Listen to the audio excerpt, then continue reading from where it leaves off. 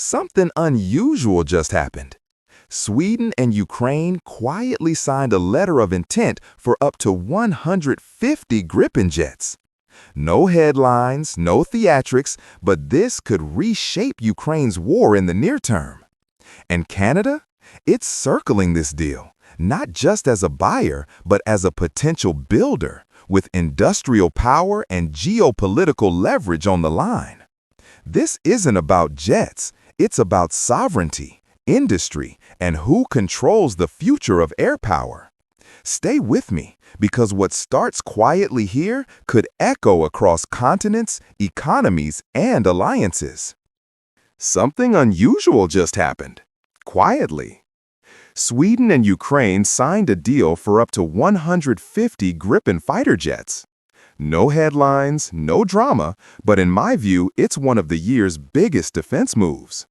Because this isn't just about Ukraine's air power.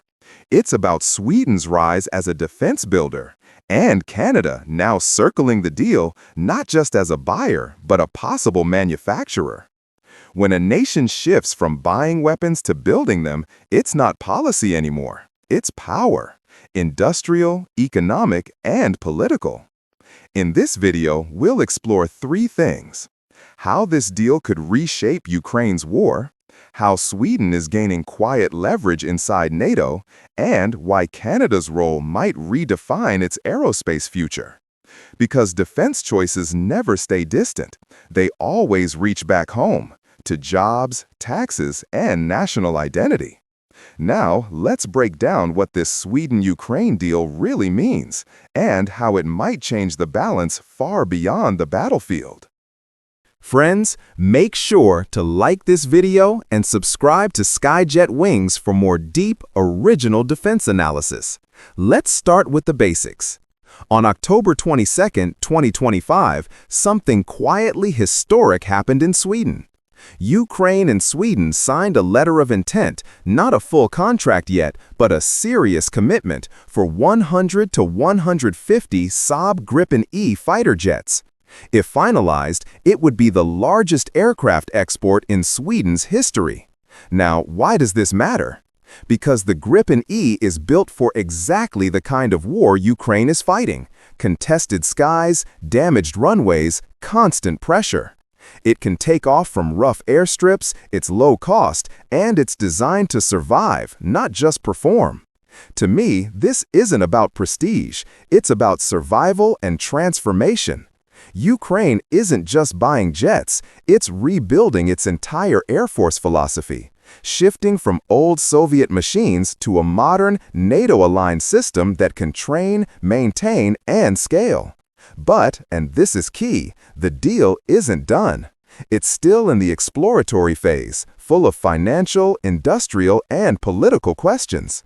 And that's exactly where Canada quietly enters the picture. Most people think Canada's defense path is locked, always tied to the US, always buying what Washington buys. The F-35 felt inevitable, a predictable role, buyer, not builder. But this Gripen E discussion changes everything. Let me explain. A buyer signs the check and waits for delivery. A builder manufactures parts, assembles jets, maintains them, even exports. One depends, the other creates, and Saab just opened that door. They've said clearly, if Canada chooses the Gripen, it can be built, maintained, and upgraded in Canada. That single phrase, built, maintained, upgraded in Canada, carries enormous weight. It means local jobs, local expertise, and long-term independence. Now here's where it gets interesting. Ukraine's potential order of 150 Gripens would force Saab to double production capacity. That scale is unheard of. Brazil bought 36, Hungary 14, even Sweden flies around 90. So 150 isn't just a sale, it's an industrial transformation, creating space for new assembly lines. And Canada sees that opening. This isn't just about getting jets, it's about joining the supply chain that fuels Ukraine's war effort. If Canada moves from buying to building, the strategy shifts completely. from a dependent customer to an industrial partner. That means jobs, autonomy, and leverage, both economic and geopolitical. And for a country long seen as a quiet ally, that's a major redefinition of what defense power really means. For Canada, a nation long outsourcing its defense, this isn't just a procurement shift. It's a chance to rebuild airspace sovereignty, to redefine what it means to participate in global defense. Not by writing checks, but by welding, assembling, and exporting. If this happens, Canadian firms move from spectators to key stakeholders in one of the world's most urgent defense supply chains. And with that comes power and risk. Being part of the pipeline that arms Ukraine means Canada is no longer an observer. It's a contributor, politically, economically, and morally. And that, I think, signals a broader shift. Smaller Western nations can assert themselves not just through alliances, but through real industrial capacity. So why spend so much time on a jet contract that hasn't even been signed? Because this deal reflects something deeper, a realignment not just of air power, but of trust, industrial capacity, and who shapes the future. Sometimes it's these quiet moves, a letter of intent, a production quote that signal a bigger shift underway. For Ukraine, it's not just about surviving Russian attacks. It's about building a coherent, modern air force, trained and ready for the post-war era. Not patchwork aircraft, not borrowed systems. For Sweden, it's a chance to push Saab back into relevance. If this happens, Sweden becomes more than a NATO partner. It becomes a producer with real industrial leverage. And for Canada, this could be a pivot moment. A chance to move from being a buyer of American systems to an industrial ally, a country that builds, exports, maintains, and controls its own airspace ecosystem.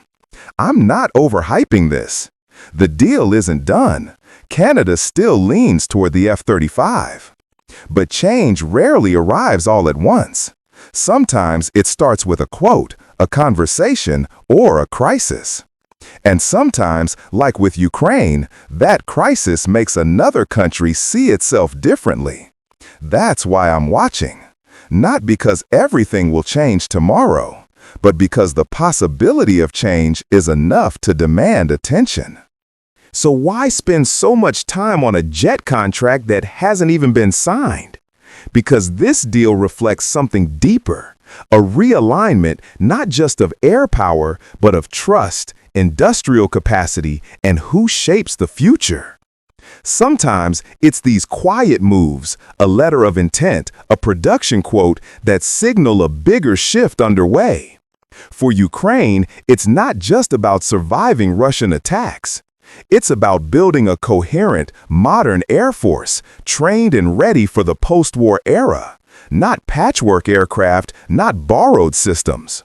For Sweden, it's a chance to push Saab back into relevance. If this happens, Sweden becomes more than a NATO partner. It becomes a producer with real industrial leverage. And for Canada, this could be a pivot moment. A chance to move from being a buyer of American systems to an industrial ally, a country that builds, exports, maintains, and controls its own airspace ecosystem. I'm not overhyping this. The deal isn't done. Canada still leans toward the F-35. But change rarely arrives all at once. Sometimes it starts with a quote, a conversation, or a crisis. And sometimes, like with Ukraine, that crisis makes another country see itself differently. That's why I'm watching. Not because everything will change tomorrow, but because the possibility of change is enough to demand attention.